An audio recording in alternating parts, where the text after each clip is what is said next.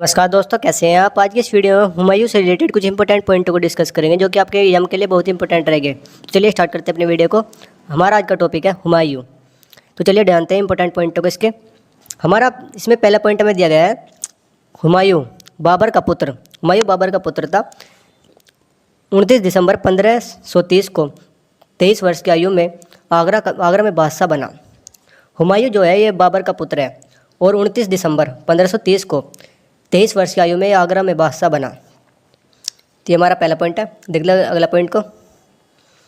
हमारा अगला पॉइंट है हुमायूं ने राज्याभिषेक के बाद अपना राज्य अपने 3 भाइयों कामरान, अस्करी, हिंदलाल में बांट दिया, जो राजनीतिक दृष्टि से उनकी सबसे बड़ी भूल थी।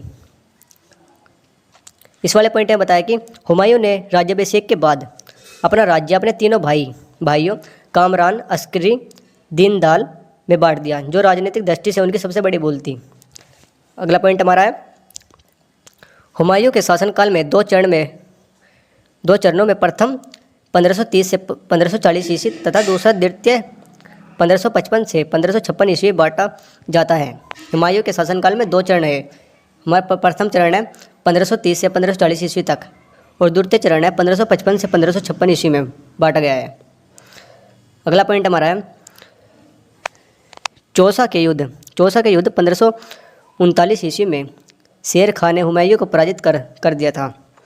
बिलग्राम का युद्ध, कनौज का युद्ध, मतलब बिलग्राम का युद्ध जो जिसे कनौज के नाम से जानते हैं, में हुमायूं शेर खान द्वारा पराजित हुआ तथा शेर खान ने आगरा व दिल्ली पर कब्जा कर लिया। तो इस वाले पॉइंट में बताया कि चौसा का युद्ध हुआ 1539 ईस्वी में, जो शेर खान और हुमायूं के बीच हुआ, जिसमें हुमायूं पराजित हो गया। और बिलग्राम का युद्ध जिसे कनौज के नाम से भी जानते हैं, उसमें हुमायूं शेर खान द्वारा पराजित हुआ तथा शेर खान ने आगरा व दिल्ली पर कब्जा कर लिया। अगला पॉइंट हमारा है अपने निर्वासन काल के दौरान हुमायूं राणा वीरसाल के महल में शरण ली थी।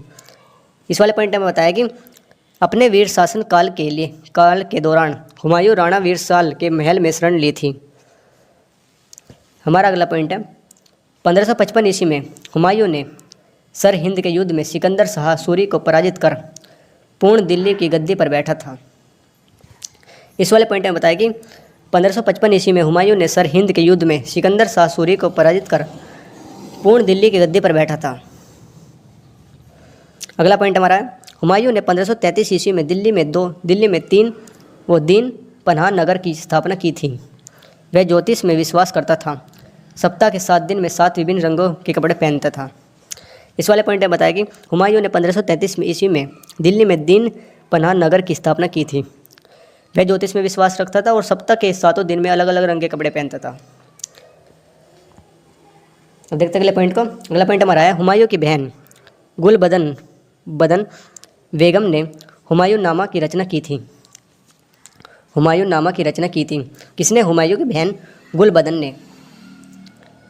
हमारा अगला पॉइंट है 1 जनवरी 1556 को दीन पनाह भवन में स्थित पुस्तकालय की सीढ़ियों से गिरने के कारण हुमायूं की मौत हो गई थी। इस वाले पॉइंट में बताया कि 1 जनवरी 1556 को दीन पनाह भवन में स्थित पुस्तकालय की सीढ़ियों से गिरने के कारण हुमायूं की मृत्यु हो गई थी। हमारा अगला पॉइंट है इसका मकबरा दिल्ली में स्थित है, जिसका निर्माण हाजी बेगम ने करवाया था। इसके वास्तुकार मीरक मिर्जा घियारत थे। इस वाले पॉइंट में बताया कि इसका मकबरा दिल्ली में स्थित है, जिसका निर्माण हाजी बेगम ने करवाया था और इसके वास्तुकार मीरक मिर्जा घियारत थे। हमारा आखिरी पॉइंट है लेन पुल ने हुमायूं की मृत्यु पर कहा था कि हुमायूं जीवन भर लड़खड़ाता रहा और लड़खड़ाते हुए अपने जान दे दी।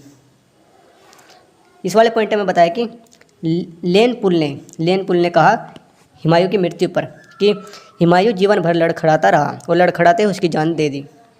तो ये हमारे कुछ इंपॉर्टेंट पॉइंट है जो कि आपके एग्जाम के लिए बहुत इंपॉर्टेंट रहेंगे। आशा करता हूँ कि आपको जानकारी अच्छी लगी हो। अगर आपको जानकारी अच्छी लगी हो तो वीडियो को लाइक जरूर करें और चैनल पर नहीं हो तो चैनल को सब्सक्राइब जरूर करें। तो मिलते हैं नेक्स्ट वीडियो में, तब तक के लिए धन्यवाद।